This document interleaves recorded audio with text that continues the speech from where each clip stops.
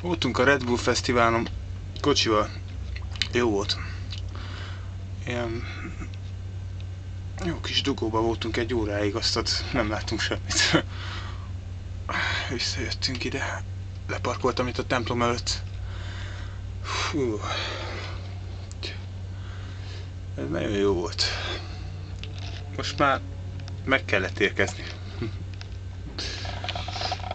Van itt minden, ami kell. Szolgálni. Halálfejes cipőfűző.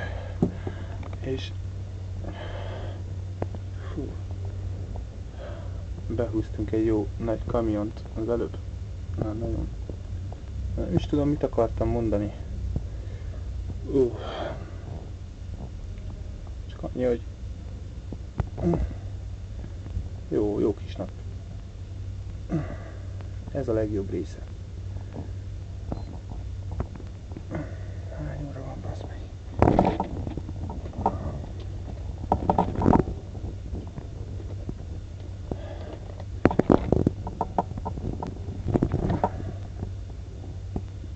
Utálom, ha néznek, mikor szarok.